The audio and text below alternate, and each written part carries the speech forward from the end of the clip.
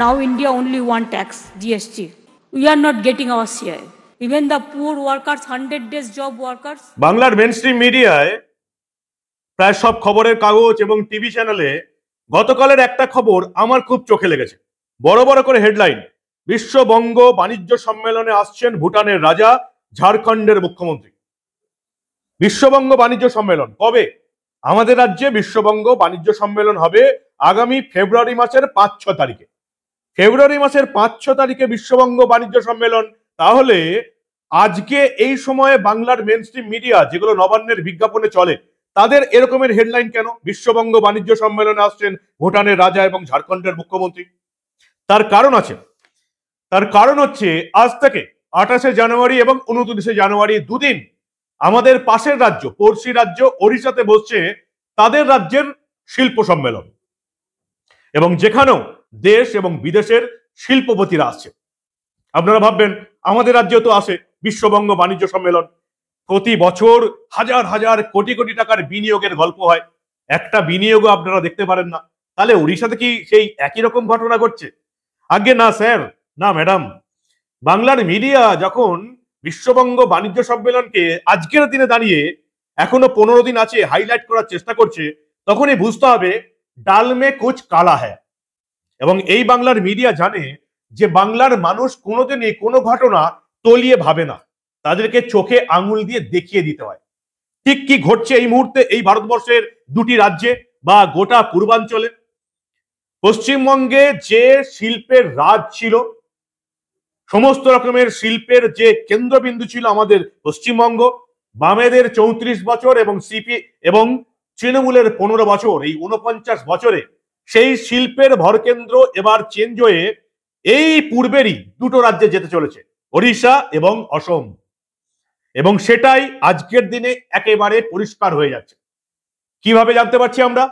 সবটা বলবো আপনাদের, শোনাবো, দেখাবো, তথ্য প্রমাণ দিয়ে বলবো যে কিভাবে এই পশ্চিমবঙ্গে একেবারে একটা শিল্প অন্ধকার নেমে আসছে। এই প্রতিবেদন শেষ অবধি দেখুন। আমি মানব, দ্য নিউজ বাংলায় আপনাদের স্বাগত জানাচ্ছি। বড় হেডার হয়েছে মেনস্ট্রিম মিডিয়াতে। হেডার কি? বিশ্ববঙ্গ বাণিজ্য সম্মেলনে আসছেন ভুটানের রাজা, ঝাড়খণ্ডের মুখ্যমন্ত্রী। এবারে ফেব্রুয়ারি মাসের 5 থেকে 6 তারিখ রাজ্যে বসছে শিল্প সম্মেলন, এবং সেখানে আসছেন ঝাড়খণ্ডের মুখ্যমন্ত্রী হেমন্ত সোরেন এবং ভুটানের রাজা জিগমে খেসার নামগেল ওয়াংচুক। প্রশ্ন করুন যে বাংলার মিডিয়া কি এতটাই মূর্খ, নাকি বাংলার মানুষকে মূর্খ বানানোর চেষ্টা করছে? ভুটানের রাজা, ঝাড়খণ্ডের মুখ্যমন্ত্রী, ভুটানের রাজা আর ঝাড়খণ্ডের মুখ্যমন্ত্রী, এদের নিয়ে আমরা কি করবো বলুন তো? ভুটান পৃথিবীর একটা ছোট্ট দেশ, বিশ্বের বিভিন্ন দেশের দিকে ভুটান তাকিয়ে থাকে কখন তারা একটু সাহায্যের হাত বাড়াবে, যদি দু একটা শিল্প টিল্প করে। সেই ভুটানের রাজা আসছেন পশ্চিমবঙ্গে, কি হবে? ভুটানের রাজা কত কোটি টাকার বিনিয়োগ করবেন এই পশ্চিমবঙ্গে? ঝাড়খণ্ডের মুখ্যমন্ত্রী হেমন্ত সোরেন কদিন আগে জেলে ছিলেন, তাকেও নিজেকে প্রমাণ করতে হবে, ঝাড়খণ্ডের শিল্প করতে হবে। তো ঝাড়খণ্ডের মুখ্যমন্ত্রী হেমন্ত সোরেন এই পশ্চিমবঙ্গে শিল্প আনবেন না নিজের রাজ্যে শিল্প আনবেন? ঝাড়খণ্ড তাদের নিজের রাজ্যে শিল্প সম্মেলন হয় কখনো এটা প্রচার করবে যে আসছেন বাংলার মুখ্যমন্ত্রী মমতা বন্দ্যোপাধ্যায়? তাহলে বাংলার মেনস্ট্রিম বাংলার মানুষকে কেন মূর্খ বানানোর চেষ্টা করছে? ভুটানের রাজা, ঝাড়খণ্ডের মুখ্যমন্ত্রী এসে বাংলার শিল্পে কোনো লাভ হবে না, বাংলার একেবারে আম আদমিও জানে। বাংলার মেনস্ট্রিম মিডিয়া একেবারেই ভুল বোঝানোর চেষ্টা করছে। এবার আসি বাংলার শিল্প সম্মেলন নিয়ে, যেটা 5-6 তারিখে হবে। 2024-এ হয়নি, 2023 সালে হয়েছিল। কত কোটি টাকার বিনিয়োগের ঘোষণা করেছিলেন রাজ্যের মুখ্যমন্ত্রী মমতা বন্দ্যোপাধ্যায়? 3,76,288 কোটি টাকার বিনিয়োগের প্রস্তাব এসেছিল এই বাংলায় 2023-এর বিশ্ববঙ্গ সম্মেলনের পর। কত? 3,76,288 কোটি টাকার বিনিয়োগ। কতটা এসছে কেউ জানে না। 3,76,288 কোটি টাকা, এটা ঠিক কতটা? এর আন্দাজটা আপনারা করতে পারবেন যদি আগামী কয়েকদিনের মধ্যে আমাদের এখানে চন্দ্রিমা ভট্টাচার্য বাজেট পেশ করবেন। 2024-2025 সালের পশ্চিমবঙ্গের গ্রস স্টেট ডোমেস্টিক প্রোডাক্ট হচ্ছে 18.8 লক্ষ কোটি টাকা। অর্থাৎ মমতা বন্দ্যোপাধ্যায় যে টাকার বিনিয়োগের প্রস্তাব ঘোষণা করেছিলেন যে এত টাকার বিনিয়োগ হবে, সেই টাকাটা হচ্ছে রাজ্যের গ্রস স্টেট ডোমেস্টিক প্রোডাক্টের 6 ভাগের 1 ভাগ। 18 লক্ষ কোটি টাকা জিডিপি, জিএসডিপি, 3,76,000 কোটি টাকার বিনিয়োগ এসছে। 6 ভাগের 1 ভাগ। আদৌ কি এসছে? আদৌ আসেনি, সেটা আপনারাও ভালো জানেন। কারণ এরা আসে, যান, খাওয়া দাওয়া করেন, আমাদের টাকায় আতিথেয়তা ভোগ করেন, তারপরে চলে যান। একটা শিল্প এখানে আসে না। এখানে শিল্প আসবে না কারণ আমরা টাটাকে তাড়িয়েছি। টাটা এই ভারতবর্ষের শুধু একটা কোম্পানি নয়, টাটা বিশ্বের একটা বিখ্যাত কোম্পানি। যেখান থেকে টাটাকে তাড়ানো হয়েছে, সেখানে কেন্দ্রের সহযোগিতা ছাড়া এই রাজ্যে আপাতত কোনো শিল্প আসবে না, কোনো ভারী শিল্প আসতে পারে না। কি ভাবছেন? মোদী সরকারের হয়ে বলছি কেন্দ্রের সাহায্য ছাড়া শিল্প হবে না? তাহলে এটা শুনে রাখুন। আমি এটা বলতে চাইছি যে কেন্দ্রে যদি এই মুহূর্তে কংগ্রেস সরকার থাকতো, কেন্দ্রে যদি এই মুহূর্তে বামফ্রন্টের যুক্তফ্রন্ট সরকার থাকতো, কেন্দ্রে যদি এই মুহূর্তে এই আমাদের দক্ষিণ ভারতের যে আঞ্চলিক দলগুলো আছে, টিডিপি, অমুক তমুক, তাদের মিলেঝিলি সরকার থাকতো, তাহলেও এই কথাটাই আমরা বলতাম যে কেন্দ্রের সাহায্য ছাড়া এই রাজ্যে তৃণমূল সরকারের আমলে শিল্প আসা সম্ভব নয়, কারণ আমরা টাটাকে তাড়িয়েছি। রেকর্ড অত্যন্ত খারাপ।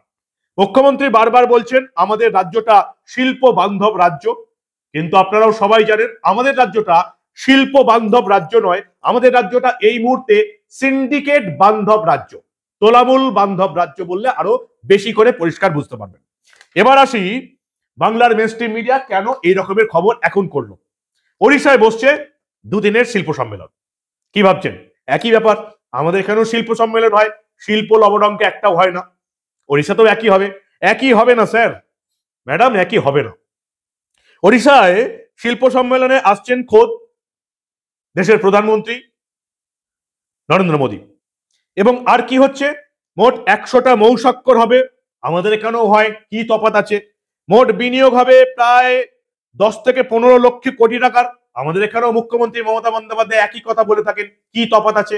তফাৎটা ভালো করে শুনুন।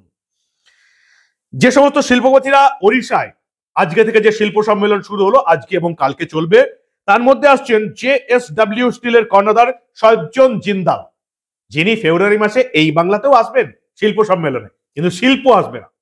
সেই সজ্জন জিন্দাল সেই 2রা নভেম্বর 2008 পশ্চিম মেদিনীপুরের শালবনীতে 4,500 একর জমিতে 1 কোটি মেট্রিক টনের ইস্পাত কারখানা, বিশাল ইস্পাত কারখানার শিলান্যাস করেছিলেন বুদ্ধদেব ভট্টাচার্য, রামবিলাস পাসওয়ান কেন্দ্রীয় মন্ত্রী। ফেরত আসার সময় মাওবাদীদের বোমা বিস্ফোরণ হয়েছিল। সজ্জন জিন্দালের সেই ইস্পাত কারখানাটা এই রাজ্যে হয়ে ওঠেনি। একটা সিমেন্ট কারখানা করে বেশিরভাগ জমি ফেলে রেখে সজ্জন জিন্দাল, মমতা বন্দ্যোপাধ্যায় এবং আমাদের রাজ্যের মানুষকে, আমাকে আপনাকে টুপি পরিয়ে দিয়েছেন। সেই সজ্জন জিন্দাল যেখানে আমাদের রাজ্যে একটা সামান্য সিমেন্ট কারখানা করে হাল ছেড়ে দিয়েছেন, 4,000 একর জমি এখনো পড়ে, সেই জমিটা মমতা বন্দ্যোপাধ্যায় নামমাত্র মূল্যে সৌরভ গাঙ্গুলিকে দান করতে গিয়েছিলেন, যেটা আদালতে ফেঁসে গেছে। সেই সজ্জন জিন্দাল এবার ওড়িশাতে একটা বিপুল পরিমাণ বিনিয়োগ করতে চলেছেন। মানে কি, তিনি অলরেডি মৌ স্বাক্ষর করে পকেটে নিয়ে বসে আছেন এবং আজকের এই ওড়িশাতে শিল্প সম্মেলনে যাচ্ছেন। নবীন পট্টনায়কের আমলে দক্ষিণ কোরিয়ার পস্কো, মনে আছে? নবীন পট্টনায়কের আমলে ওড়িশার জগৎসিংহপুরে জেলায় ইস্পাত কারখানা গড়বে বলে 2005 সালে চুক্তি করেছিল এই পস্কো, দক্ষিণ কোরিয়ার বিখ্যাত শিল্প সংস্থা। কিন্তু জমি আন্দোলনের জেরে এই প্রস্তাব বাতিল হয়ে যায়। 2017 সালে ওড়িশা ছাড়ে পস্কো, ঠিক আমাদের এখানে টাটার মতো। সেই পস্কোকেই এবার ওড়িশাতে ফিরিয়ে আনছে সজ্জন জিন্দাল। ভালো করে শুনুন, টাটা পশ্চিমবঙ্গ ছেড়ে গিয়েছিল, পস্কো ওড়িশা ছেড়ে গিয়েছিল, সেই পস্কোকে এবার ওড়িশাতে ফিরিয়ে আনছে জিন্দাল। ওড়িশার পিছিয়ে পড়া জেলা, মুখ্যমন্ত্রীর নিজের জেলা কেওনঝড়ে প্রাথমিকভাবে 50 লক্ষ মেট্রিক টনের ইস্পাত কারখানা প্রকল্প গড়তে যৌথ বিনিয়োগ করছে সজ্জন জিন্দালের জেএসডব্লিউ এবং পস্কো। প্রাথমিক বিনিয়োগ 65,000 কোটি টাকা, মুখের কথা নয়। জেএসডব্লিউ এবং পস্কোর মধ্যে অলরেডি মৌ স্বাক্ষরিত হয়ে গেছে, তাদের সমস্ত চুক্তি হয়ে গেছে। আগামী কাল এবং আজকে এই দুদিনের মধ্যে রাজ্য সরকারের সঙ্গে ওড়িশা সরকারের সঙ্গে এই দুই কোম্পানি যৌথভাবে মৌ স্বাক্ষরিত করবে এবং মুখ্যমন্ত্রী নিজের জেলা কেওনঝড়ে হবে 50 লক্ষ মেট্রিক টনের ইস্পাত প্রকল্প, যেটা সজ্জন জিন্দাল, মমতা বন্দ্যোপাধ্যায়ের সঙ্গে এত ভালো সম্পর্ক, প্রতি বছর শিল্প সম্মেলনে আসেন। তিনি কিন্তু এই প্রকল্পটা এই পশ্চিমবঙ্গে নিজের থাকা জায়গাতে করলেন না। কেন করলেন না? এই উত্তরটা কি মমতা বন্দ্যোপাধ্যায় সজ্জন জিন্দালকে জিজ্ঞেস করবেন 5-6 ফেব্রুয়ারি মাসে? সজ্জন বাবু, এই পস্কোকে নিয়ে ইস্পাত কারখানাটা আপনি ওড়িশাতে করলেন, আপনাকে আমি জায়গা দিলাম, 4000 একর জমি এখনো পড়ে, ওখানে করলেন না? প্রশ্ন করবেন আপনি? এই রাজ্যের মানুষ প্রশ্ন করবে না মুখ্যমন্ত্রী মমতা বন্দ্যোপাধ্যায়কে যে সজ্জন জিন্দালের এই কারখানাটা, যেখানে তার 4000 একর জমি এখনো পড়ে রয়েছে শালবনীতে, সেখানে কেন হলো না? কেন এটা ওড়িশার মুখ্যমন্ত্রী মোহনচরণ মাঝির এলাকা এই কেওনঝড়ে হচ্ছে? ভাবুন একবার, ভাবুন, ভাবতে থাকুন। বাংলার মেনস্ট্রিম মিডিয়া কি বলছে, কি দেখাচ্ছে ভাববেন না। নিজের হাতে মোবাইল আছে, নিজের সার্চ দিয়ে দেখুন যে এই সজ্জন জিন্দালের জেএসডব্লিউ দক্ষিণ কোরিয়ার পস্কোকে যারা ওড়িশা ছেড়ে গিয়েছিল তাদেরকে ফিরিয়ে আনছে, 50 লক্ষ মেট্রিক টনের ইস্পাত প্রকল্প গড়বে ওখানকার মুখ্যমন্ত্রীর এলাকা কেওনঝড়ে। আমাদের এখানে বাম সরকারের আমল থেকে তাদের অত একরের জমি ফাঁকা পড়ে আছে। এবার আসুন আরো একটা ঘটনায়। 1998 মনে আছে আপনাদের, ভিক্টোরিয়া মেমোরিয়াল চত্বরে সেই বিখ্যাত বিয়ে, ইস্পাত সম্রাট লক্ষ্মী মিত্তলের ছেলে আদিত্য মিত্তলের বিয়ে। মিত্তল সাহেব এই বিশ্ব বাংলাতে বারবার আসেন, বিজিবিএস মানে বেঙ্গল গ্লোবাল বিজনেস সামিট বেশ কয়েকবার এসছেন, শিল্প আসেনি। লক্ষ্মী মিত্তল শিল্প আনেননি, কিন্তু তার ছেলের বিয়ে দিয়েছেন ভিক্টোরিয়া মেমোরিয়ালে অত্যন্ত জাঁকজমক করে। তাতে আমাদের রাজ্য সরকার বা আমাদের পশ্চিমবঙ্গবাসীর একটা টাকাও লাভ হয়নি। সেই মিত্তল সাহেব ভুবনেশ্বরে আসছেন জাপানি ইস্পাত সংস্থা নিপ্পন স্টিলের হাত ধরে।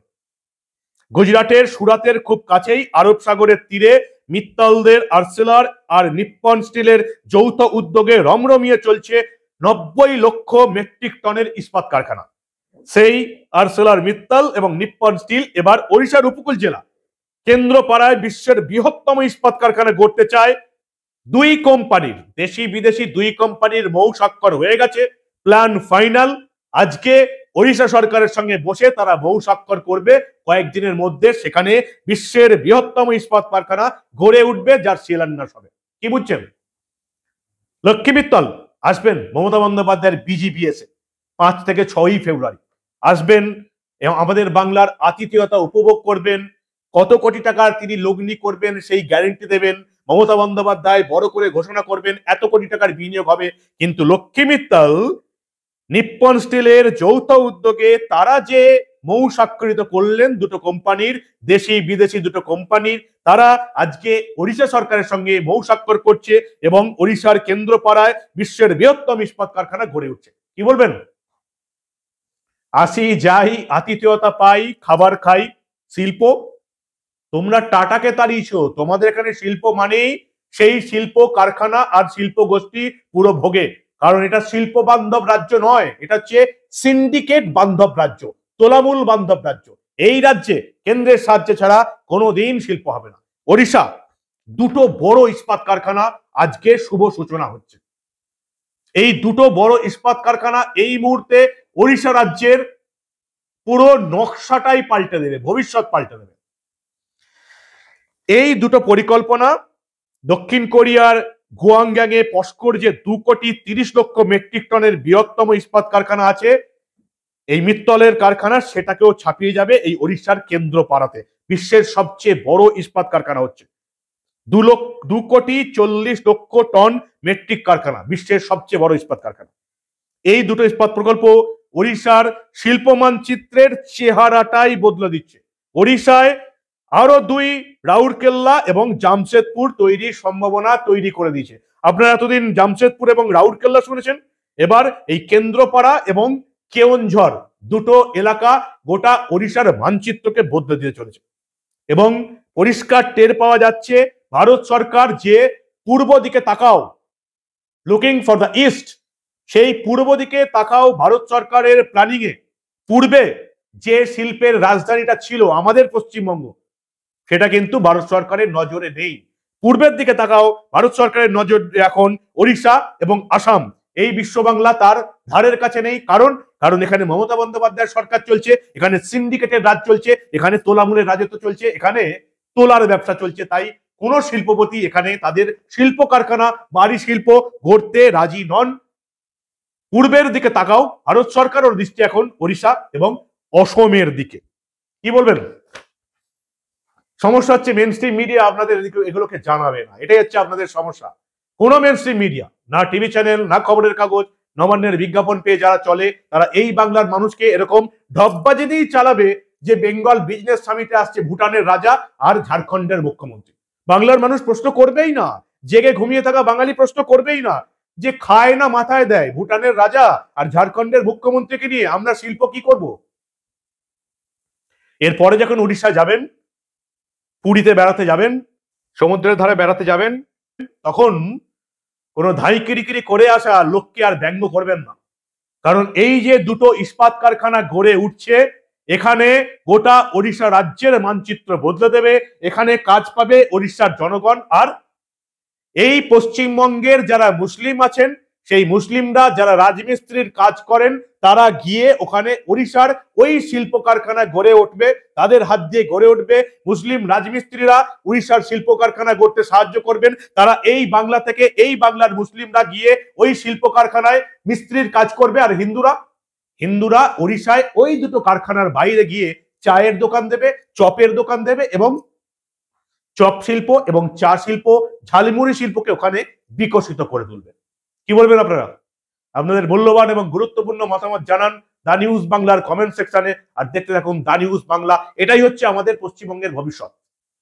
পূর্বের দুটো রাজ্য ওড়িশা এবং আসাম শিল্পের দিকে এগিয়ে যাচ্ছে, তাদের মাথায় কেন্দ্র সরকারের হাত রয়েছে, তাদের বিদেশ থেকে তারা শিল্প আসছে এবং এই রাজ্যে যারা শিল্প সম্মেলনে আসবে, সেই মিত্তাল সজ্জন তারা ওড়িশায় শিল্প করছে, আর মমতা বন্দ্যোপাধ্যায় এখানে শুধু আতিথেয়তা রক্ষা করতে আসবেন।